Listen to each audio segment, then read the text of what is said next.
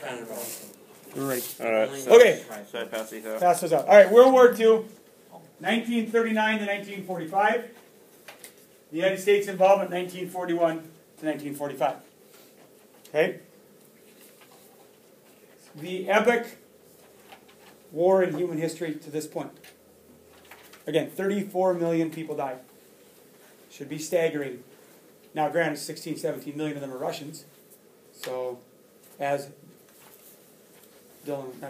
Isaiah was trying to argue with Lucas, Stalin was pretty horrible. How many died because of the Holocaust? 6 million. 6 million. So maybe Stalin was as bad as Hitler. I don't know. Well, I wasn't Now we're not going to debate that. Okay.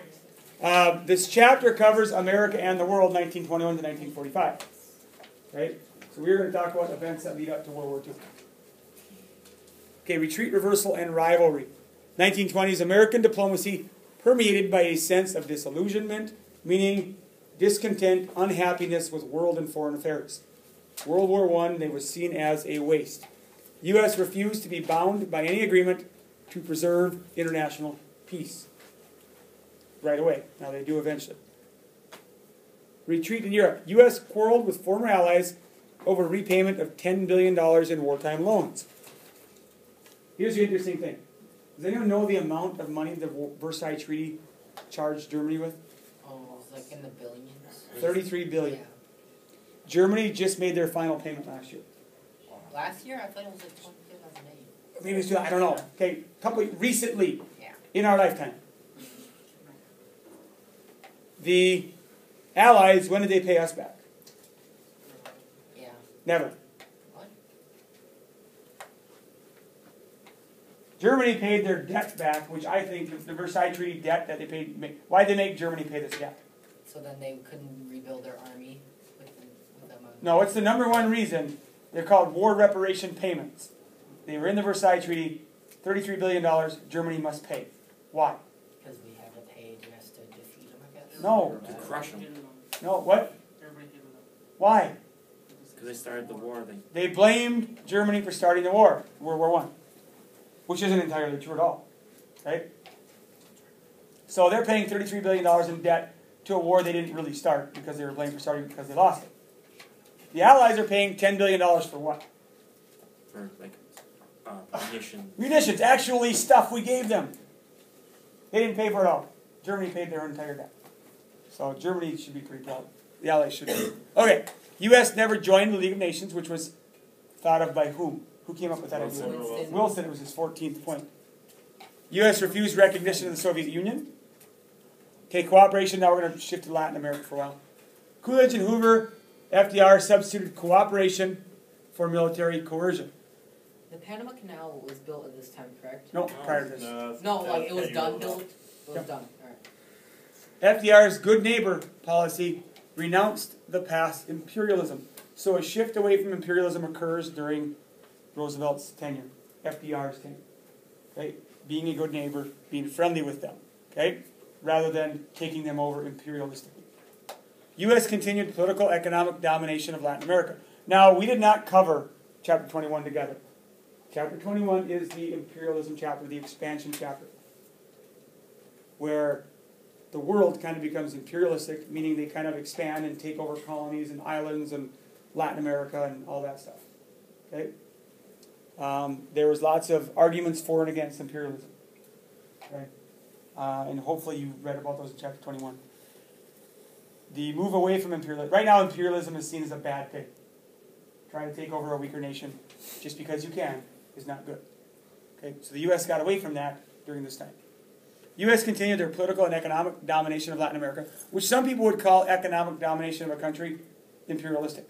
Some people would call what we did in Iraq imperialistic. Okay? All right, rivalry in Asia.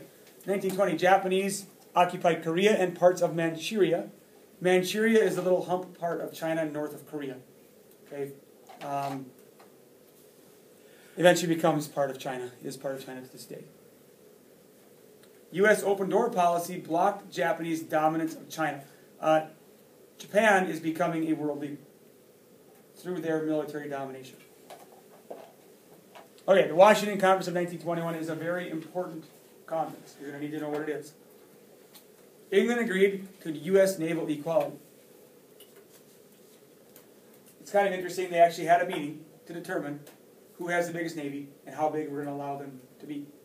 And they actually set limits on the size of ships, numbers of ships, things like that. Japan accepted as the third largest naval power. All nations agreed to limit naval construction. And by World War II, countries were skirting these rules as fast as they could. Okay? 9 Power Treaty, open door policy is reaffirmed. And the open door policy is trying to say, leave China alone, let everybody trade there, because they are such a big market, we don't want to limit them. Do you have a question, Alice? No. 4 Power Treaty established an alliance among the U.S., Great Britain, Japan, and France. So remember the U.S. didn't want to get involved in alliances? Here we are already, 1921. Did China and Korea get close because of Japan taking over? Yeah, a common enemy. Yeah. Is that the reason why they're close today? Right, I would say. Did they have any wartime rules by World War II? Because I know we. Oh yeah, they had poison gas you couldn't use, for example. Okay. All right, isolationism. Isolationism is a key foreign policy philosophy between the wars, and it actually hurts the U.S. by the beginning. You know, we don't get involved in World War II until 1941, and by then it's not too late. But if we'd have gotten involved earlier, we could have saved the world a lot of headache. But isolationism is probably the key to why we didn't. Depression shifted the focus to domestic affairs. Rise of militaristic regimes threatened war. Germany, Italy, Japan. These 3 countries, you have Hitler, Mussolini, Hirohito, other leaders in Japan. Japan already was getting very imperialistic and militaristic by the turn of the century.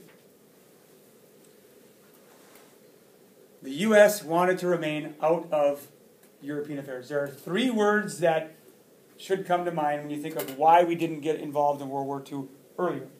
Actually, there's 4. World War I is the main one, okay, I think. But you have pacifism, neutrality, and isolationism. What is pacifism? You don't want to fight. Don't want to fight. Okay?